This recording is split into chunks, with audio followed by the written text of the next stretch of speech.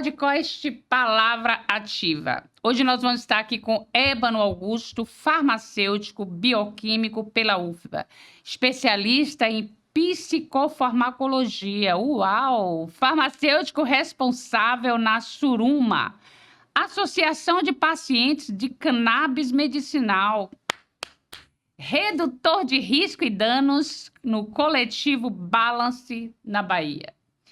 Pois é, Ébano, com muito prazer que eu te recebo aqui. Gente, ele é meu colega, mas ele é meu mestre. Vamos falar sobre a Portaria 344. Olá, gente, tudo bom? Inicialmente é um grande prazer estar aqui, Rosana, com você. Primeira vez minha aqui nesse podcast. Espero estar vindo contribuir aqui com informações sobre a área de farmácia. E, assim, já quero dizer que, como você bem me conhece, né? Dentro de um assunto tão delicado quanto é a Portaria 344, que a gente vai conversar hoje, né?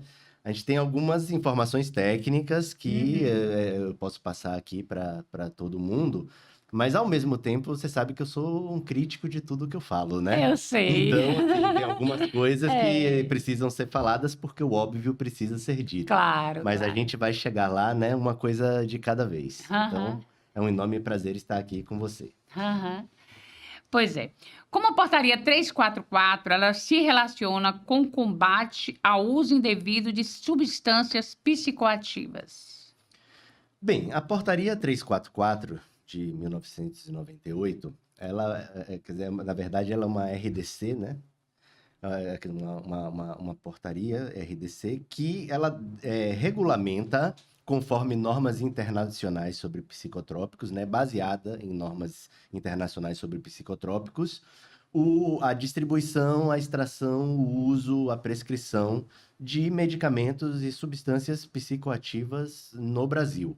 Não só em questão de regulamentar os medicamentos psicotrópicos, os medicamentos de controle especial, mas também ela determina quais são as substâncias proscritas, ou seja, as substâncias que são consideradas ilegais para qualquer uso, né? Seja ele qual for. Inicialmente, ela é uma portaria de 1998, mas ela já foi retificada dezenas de vezes, porque este é um assunto bastante complexo, bastante burocrático e que ele está em constante evolução à medida que se passa para se adaptar a uma melhor realidade, né? Mas, falando do arcabouço da portaria, ela tem, assim, como alguns dos objetivos, não todos, mas os principais, é categorizar as substâncias, né? Ela divide em categorias, né? Narcóticas, psicotrópicas, entorpecentes, né? De controle especial restrito, outras substâncias de controle especial que tem uma abrangência mais geral, retinoides, precursores de drogas ilegais e também drogas ilegais, entre outras substâncias. Antirretrovirais, né? E essa categorização é feita colocando determinadas substâncias em grupos, né? E esses grupos geram uma prescrição em um determinado tipo de receita, né? Ou seja, você tem as substâncias da categoria A, normalmente, você tem um receituário amarelo, bem mais elaborado, parece um talonário de cheque, com todo um procedimento que são para substâncias realmente, assim, que precisam de bastante controle. Já o talonário B, né, que é o talonário azul, são para substâncias que podem, em geral, né, porque são para substâncias que podem gerar dependência. Mas, na verdade, dentro de todas essas categorias, entram outras substâncias que não necessariamente estão categorizadas como deveriam, mas que precisam daquele tipo de controle, né? Perfeito.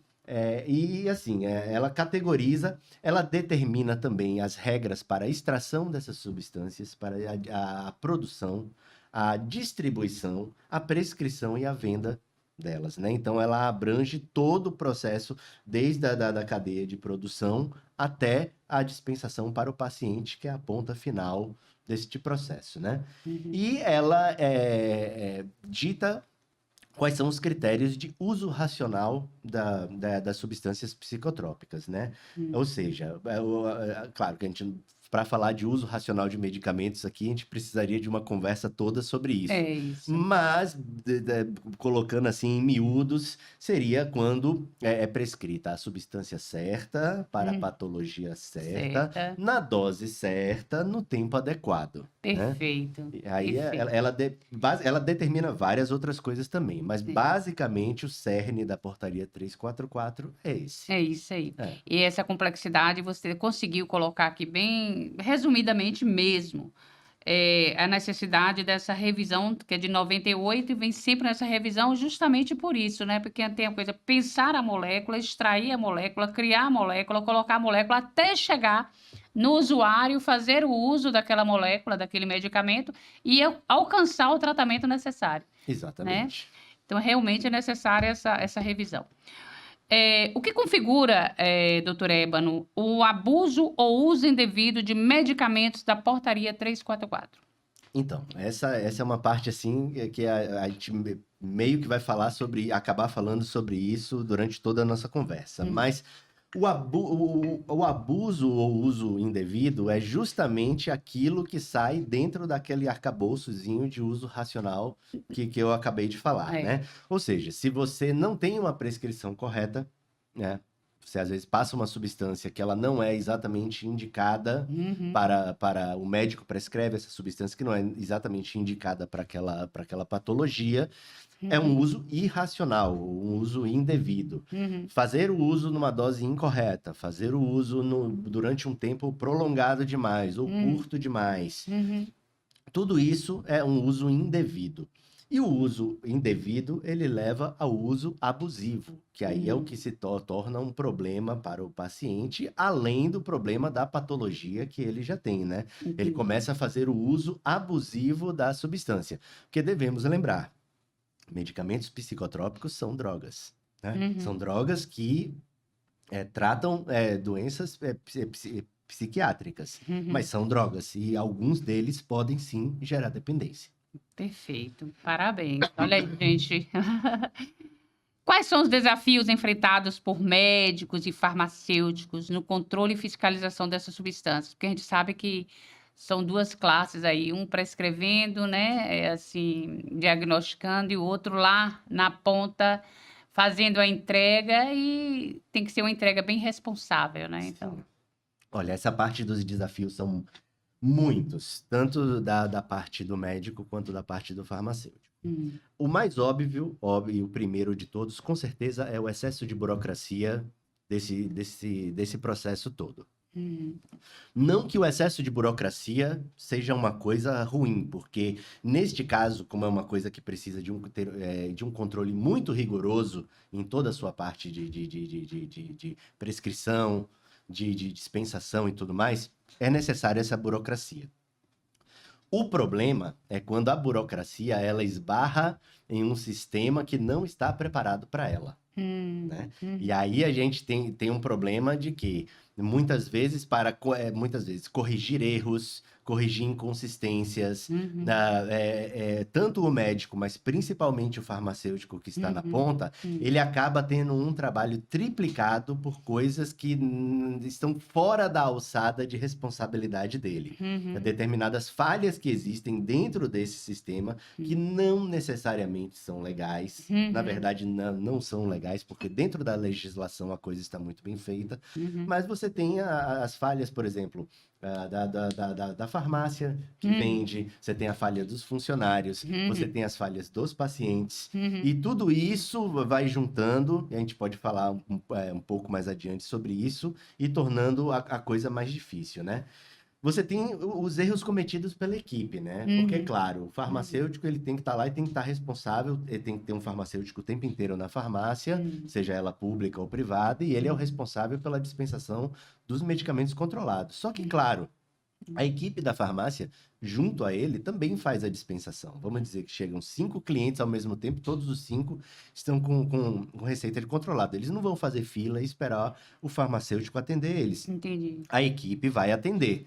Só que às vezes por falta de treino, às vezes por falta de atenção, ou por algum motivo, pode haver um erro dentro desse procedimento. E, assim, claro que esse erro deve ser sanado, mas pela forma como o sistema funciona, ele acaba se tornando uma bola de neve, um problema tão grande para se resolver, tanto para o estabelecimento quanto para o próprio profissional, que são coisas que poderiam ser resolvidas de uma forma muito mais fácil, né? Muito melhor pensada, né? Outra coisa é a pressão comercial. A pressão comercial. Farmácia não é... Vejam bem, gente. Farmácia não é comércio. Farmácia é um estabelecimento de saúde. Prestem atenção, viu? Mas na prática é um de saúde. comércio. Na prática é um comércio, pensa no lucro, é uma instituição privada. Então a gente sempre tem que estar no equilíbrio. Fazendo no equilíbrio. Lembrando que lá é uma instituição de saúde, mas é um comércio também e ela quer o lucro. Então, por pressão comercial, muitas vezes não é que a farmácia peça, não é isso que eu estou falando. Que a farmácia está pedindo para o farmacêutico fazer coisa errada.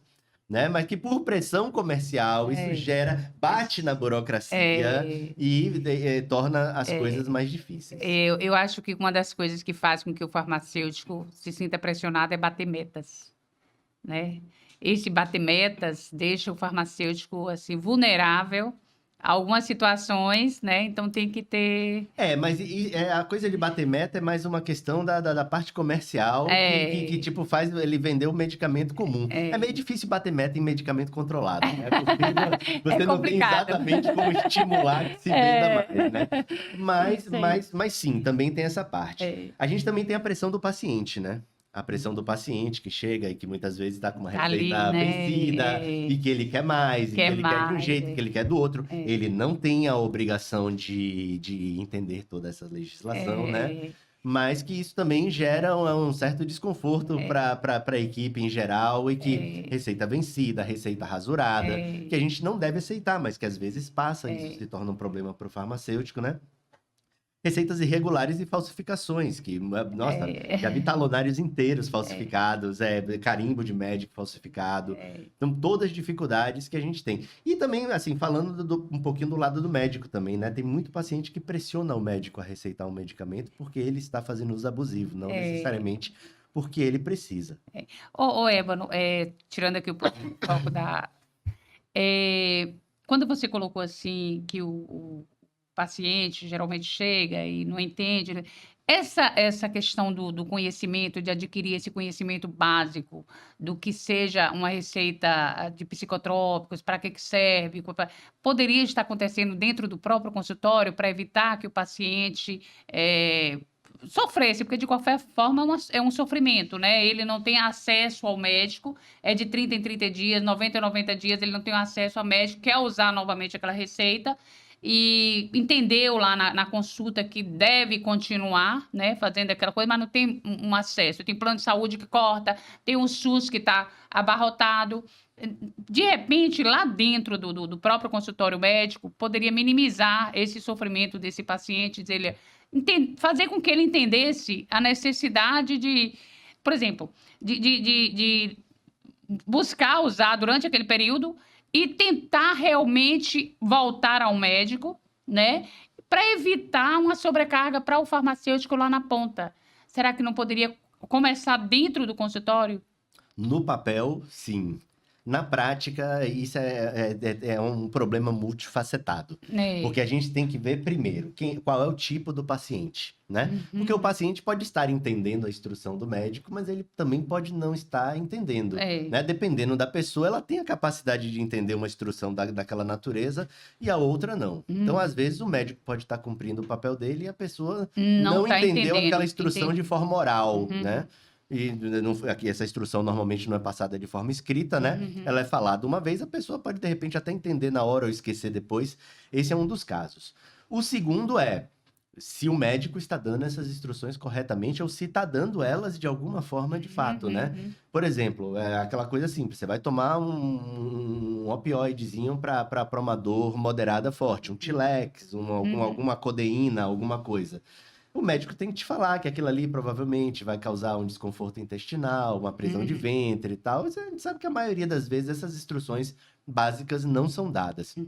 O médico não passa por um lado e nem o paciente sabe que, por outro, essas instruções podem ser passadas na farmácia pelo farmacêutico. Uhum. Então, ele também não pergunta. Nem sempre o farmacêutico também vai ser proativo de explicar Pro- tudo para todo mundo, porque ele não está sendo perguntado. Não vai dar palestrinha para todos os pacientes. E também a gente tem que ver também a realidade de onde o médico estava fazendo esse atendimento. Porque se ele estava fazendo numa clínica particular e ele tinha tempo para dar essa instrução, aí se ele deu ou não, é critério dele. Mas se tem uma fila de 50 pessoas, talvez parar para dar essa instrução seja mais contraproducente. Então, assim, a gente não tem como apontar o dedo dentro do sistema, porque é multifatorial, o porquê essa informação não passa, né? A gente tem uma legislação muito boa, mas a gente tem uma estrutura que nem sempre é adequada para servir o paciente de tudo que ele precisa, né? Perfeito. E como é que a tecnologia, tudo hoje é tecnologia, né? Tem ajudado ou dificultado o controle de prescrição? Olha, essa parte aí, eu vou ter que colocar o dedo na ferida e falar um pouquinho. Vá, fica à vontade. Aqui é para colocar também dedo nas feridas. Veja só, a gente teve, né, pelo menos, principalmente para o lado do farmacêutico, há mais ou menos 20 anos atrás, né, a implantação do Sistema Nacional de Gerenciamento de Produtos Controlados.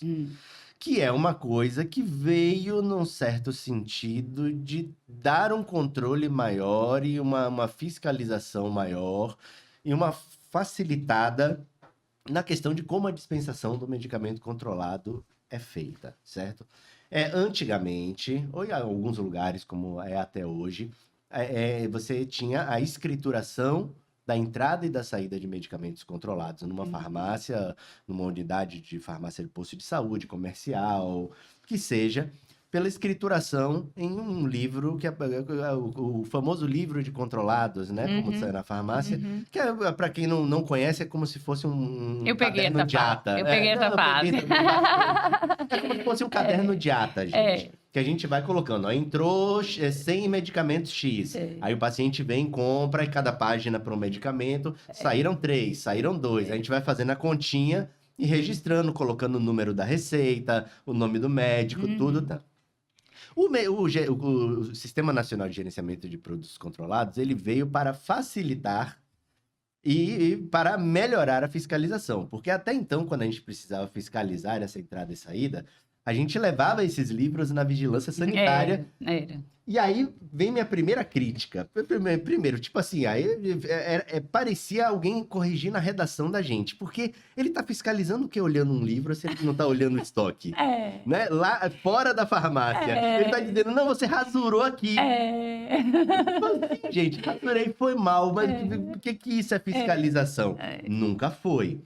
Então, tipo assim, quando o Sistema Nacional de Gerenciamento de Produtos Controlados chegou, a gente falou, pô, a coisa vai ficar automatizada, vai ficar informatizada, agora vai melhorar. Melhorou em relação a gente passar o dia inteiro escrevendo num caderno? Sim, melhorou, porque é melhor você clicar com o mousezinho, já receber uma informação pronta do que passou no caixa dentro do sistema e clicar nessa parte, menos escrituração. Mas foi a única coisa que melhorou. Todas as outras pioraram consideravelmente por causa desse sistema. Porque o caderno escrito, ele te dava chance de retificar o que aconteceu. O sistema não dá. Não dá chance. Não dá chance. E aí, quando você, por exemplo, um balconista, você era para vender 2 caixas de um medicamento de 30 comprimidos. O balconista vende 3 caixas do de 20. Ele dispensou correto? Dispensou. Era o que estava na receita? Não. Vai bater com o sistema? Não vai. E você tem que fechar o inventário, deixar a farmácia passar um dia sem vender medicamento para consertar isso. Eu vou colocar aqui uma coisa muito interessante. Ele falando isso, ele já foi meu chefe. E ele era aquele chefe assim, tá! Né? Eu me lembro que eu trabalhava em Camaçari e você trabalhava na central. Na central, né? E aí ele ficava de lá e era isso mesmo, não batia, era inventário, fechava. Gente, era estressante, mas eu aprendi muito. E tô hoje aqui com esse mestre, né, na área de psicofármacos, que é uma área que realmente tem que ser falada, discutida, né? Não só entre farmacêuticos, mas dentro de todo o grupo de saúde, toda aquela equipe multidisciplinar e para o povo, não é isso? Sim. Enfim, vamos continuar. Quais as penalidades para prescrição irregular desses medicamentos? Eu fiz essa pergunta aqui porque, às vezes, as pessoas falam assim, quem vai sofrer essa penalidade é o farmacêutico, né? É o assistente de farmácia, seja na farmácia comunitária do SUS ou seja nas farmácias privadas. Sim. Quem é que paga o pato? Na teoria, seria tanto o médico quanto o farmacêutico, dependendo de quem errou. Na prática, a penalidade tende a ir para o lado do farmacêutico, porque ele é a ponta final, né? Qual é essa penalidade? Porque a gente tem que pensar que a gente está tratando com medicamentos psicotrópicos e, como eu falei, drogas legalizadas que servem para tratar de doenças mentais, né? Qualquer desvio da conduta estabelecida na portaria 344, ela faz com que a movimentação dessas substâncias deixe de ser legal, né? E assim, aí depende qual é a penalização. Porque a penalização, ela é semelhante tanto para o médico quanto para o farmacêutico em relação ao tipo de penalização que se pode ter. Que pode ser administrativa ou até criminal, né? Dependendo da gravidade da situação. Você tem a situação... as penalidades administrativas, elas podem ser aplicadas pelos respectivos conselhos, né? Os conselhos podem dar uma advertência escrita, eles podem aplicar uma multa no profissional e podem até suspender de 3 meses a 1 ano o registro profissional. Em caso de reincidências, até suspender de forma permanente. Isso acontece tanto do lado do Conselho de Medicina quanto do Conselho de Farmácia. Do lado criminal, aí depende do medicamento e depende da intenção pela qual a irregularidade foi cometida. Aí você pode ter uma punição de 1 a 3 anos de reclusão, né? Por prescrição, venda, distribuição indevida de uso de medicamentos de controle especial. Porém, determinadas substâncias, dado o grau de sensibilidade, de prejuízo que essa substância pode causar, algumas substâncias que têm alto grau de dependência, substâncias de uso exclusivo hospitalar, você pode ser enquadrado como tráfico de drogas também, 5 a 15 anos de prisão, como se estivesse vendendo uma droga ilegal igualzinha. Substâncias assim que tem um controle mais restrito, principalmente as das receitas do tipo A1, A2, A3, né? Algumas do tipo B também, podem sim ser enquadradas como tráfico de drogas. Uma coisa que pouca gente sabe é que para o paciente, você dar um medicamento que você está tomando para a vizinha, para o parente, também é enquadrado, né? Mas que na prática isso não é fiscalizado. Mas que se você dá aquele remedinho de dormir para sua vizinha, isso se configura como... Só vou puxar aqui um pouquinho, só para esclarecer. B1, receita amarela, receita branca, receita azul. Pode falar só um pouquinho do que se trata... Certo.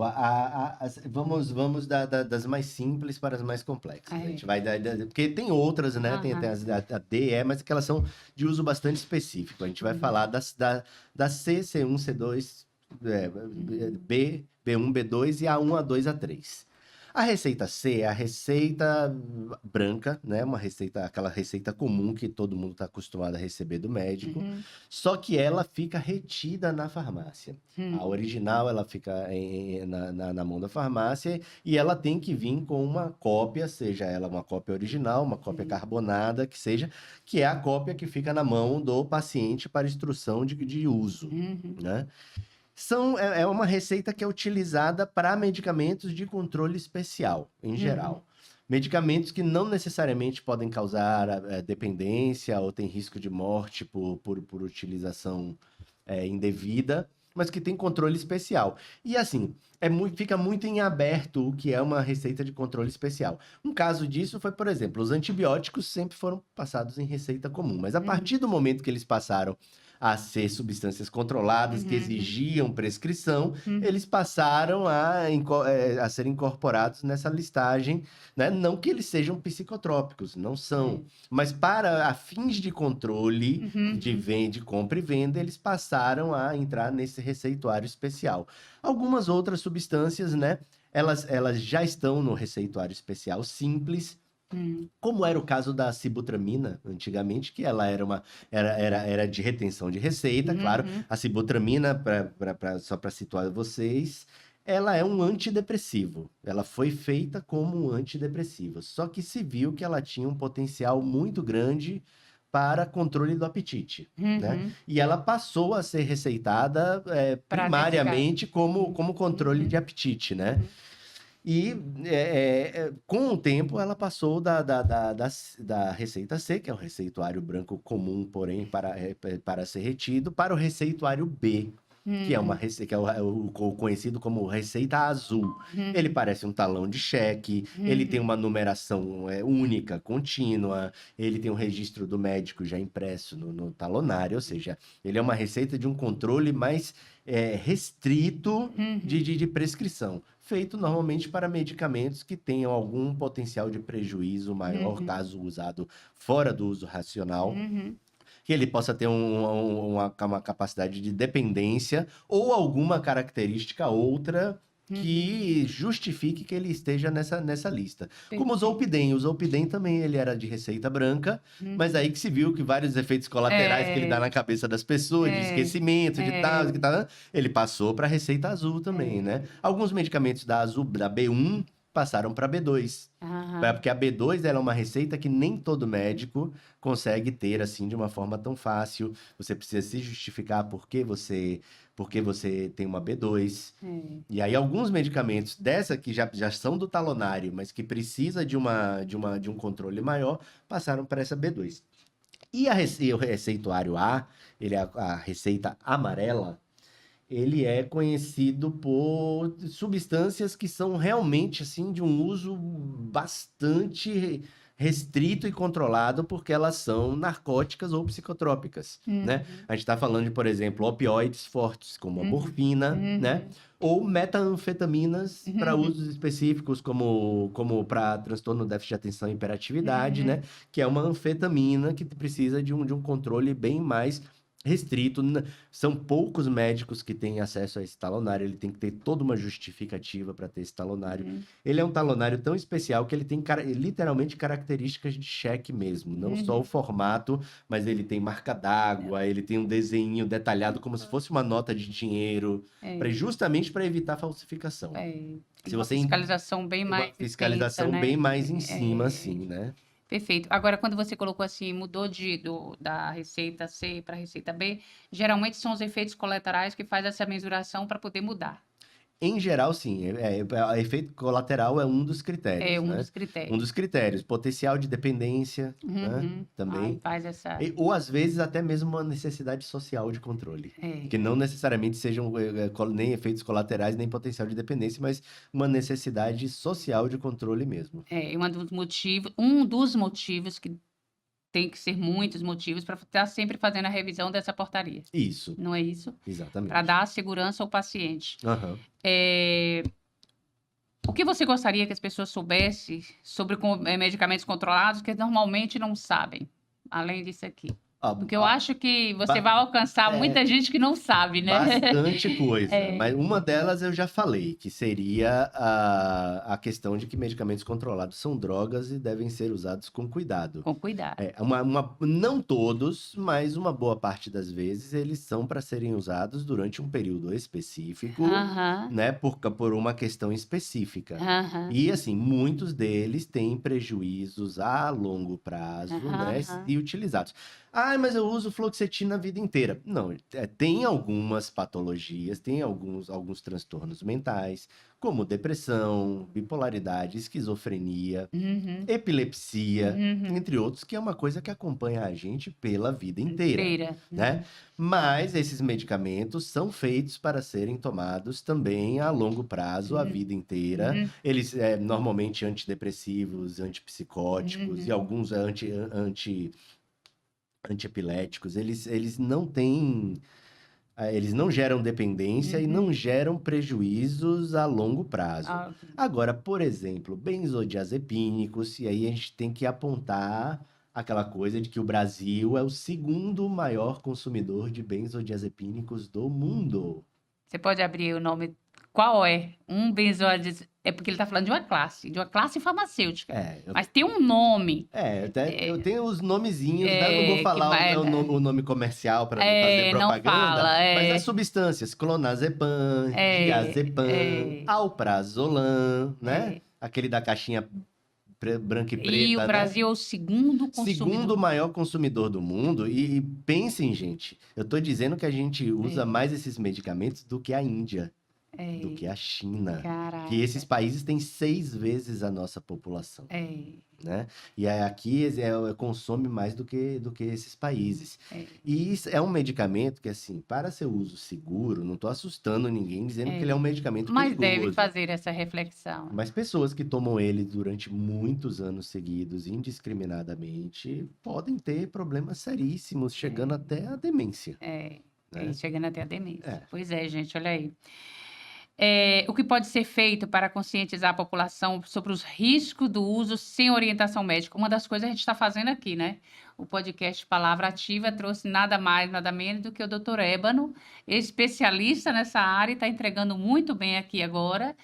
O que a gente pode fazer além do podcast Palavra Ativa? Olha, isso é uma coisa que, por mais que os profissionais possam trazer informação, por mais que o médico possa mudar a sua mentalidade e passar a informar melhor, por mais que o farmacêutico possa puxar a orelha de cada paciente dentro da farmácia, isso não é o suficiente. Isso tem que ser uma política de governo. Política de governo. Política de governo e para uma mudança de mentalidade de médio prazo, né? É uma política como se fosse a política do tabaco, né? Que não proibiu, mas que foi extremamente eficiente. Que aconteceu.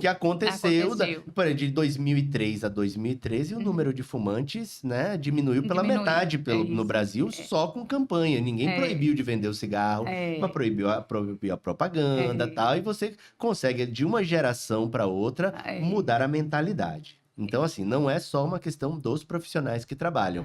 É uma questão de política pública, de informação, da forma como é feito, né? Talvez de todo medicamento controlado pudesse, sei lá, uma ideia, vir com um panfleto junto. Porque você comprou um medicamento controlado, você leva esse panfleto junto.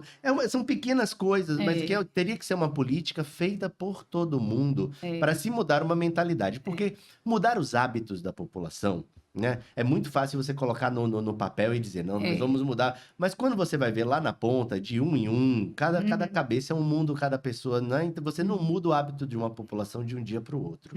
Então a gente precisaria de uma política contínua, focada nisso, né? Que não desse ouvido aos interesses comerciais, né? Que atrapalham um pouquinho. E entendesse que o Brasil é o segundo país, né? Que, na verdade, a prescrição, o uso desses medicamentos do benzodiazepínico, a pessoa está procurando algo e encontrando outro algo. Isso. Não é? Está procurando ficar bem e encontrando um sonífero. Você está procurando um tratamento e encontrando uma muleta. Entrando a doença, entendeu? Então, assim, porque, pelo que eu entendo, geralmente são soníferos. Dá aquele tempo de você estar ali apagado, dormindo e achando que está resolvendo o seu problema. E, na verdade, não está. E uma coisa interessante que você está falando, é importante a gente dizer que os benzodiazepínicos não são medicamentos para dormir. E a maioria das pessoas acham que mas não é. Eles são medicamentos para combater a ansiedade. O efeito principal deles, porque uma boa parte dessas substâncias, existem benzodiazepínicos de curta duração, de média e de longa. E a maioria dos que são tomados são de média duração, alguns até de longa. Você toma e o efeito colateral dele é te dar sono nas primeiras horas, né? Mas a forma terapêutica é o que ele vai fazer com você amanhã quando você acordar. E você conseguir sair na rua sem ter ataque de ansiedade, passar o dia mais tranquilo, porque o metabólito, ou seja, a substância que seu organismo metabolizou desse medicamento, ela continua no seu organismo por até 40 horas, dependendo da substância, e te deixa controlado da ansiedade. Por isso que eles são chamados de medicamentos ansiolíticos. Ansiolítico. Dormir é um efeito É um colateral. efeito colateral. Claro, esse efeito colateral pode ser usado para combater a insônia? Pode, mas o medicamento não é feito para isso. O que eu vejo nessa questão do dormir, geralmente é uma automedicação. Uhum. Né? A vizinha está dentro desse padrão aí, dentro desse tratamento, um antidepressivo, mas o vizinho busca para dormir. Isso. Né? Toma metade ou toma um inteiro, busca para dormir. Dorme ali, toma 2 vezes, 3 vezes por semana e acaba causando um problema bem maior, né, para esse vizinho. Exatamente. E o Brasil é danadinho nessa questão da automedicação. Muito. Estamos em que lugar? Você nos trouxe em segundo lugar? Olha, de automedicação eu não tenho dado, mas eu entendo que devemos estar, assim, dentre os primeiros por uma questão de que aqui a gente está falando de medicamento controlado. E já existe o uso de automedicação, porque se dá o jeitinho, eu peguei, minha caixa acabou, você tem aqui ainda tal. Mas o Brasil ele tem um controle muito pequeno de medicamentos não controlados. Porque, teoricamente, todo medicamento que está atrás do balcão, apesar de não ter receita, deveria exigir uma receita. Mas senão ele não estaria atrás do balcão, ele estaria na prateleira para você pegar e levar. Né? Mas na prática, tá atrás do balcão, você pediu, você vai. Né? Então. Que mudanças você acredita? Você até já falou sobre isso aqui, mas é bom. Que mudanças você acredita que deveria ser feita na prática clínica ou na legislação? Ele falou sobre as políticas públicas e podcast Palavra Ativa é sobre políticas públicas. Olha, política pública seria eu acho que a mudança que deveria ser feita ela envolve legislação, prática clínica e informatização, né? Como eu falei antes do SNGPC, né? E aí agora eu vou ser mais direto. O SNGPC, ele é uma mentira. Gente, ele vai falar o quê? SNGPC. O SNGPC, ele é aquilo que a gente chama de enxugar gelo. Porque ele não resolve os problemas. E é cansativo. É cansativo. Ele não resolve os problemas que ele se propôs a resolver. E ele é uma tecnologia de 20 anos atrás. Ébano, mas você vai, é uma mentira, então sugira alguma coisa melhor. Gente, não é difícil. Eu não preciso sugerir, porque isso já foi sugerido há 10 anos atrás. A questão é que as coisas não se mexem. A gente precisa sair de um Sistema Nacional de Gerenciamento de Produtos Controlados para um sistema integrado de gerenciamento de produtos controlados. E o que é que eu estou querendo dizer? É que o controle digital... Porque não adianta você me tirar do analógico, que é escrever um livro, o farmacêutico que está na ponta, sair de um livro para ir para um sistema que é tão burocrático quanto a mais, você não está informatizando nada. Você só está transformando o livro num software. Mas a informatização, ela vem para integrar, ela vem para tornar mais fácil. Então, o que deveria acontecer? É difícil de ser feito? Não é. É super fácil. É caro de ser feito? Não é. É super barato. Vai bater com algumas dificuldades de lugares menores que não estão informatizados, não estão... Gente, qual é a roça que não tem internet, não pode ter um tablet dentro da unidade de saúde?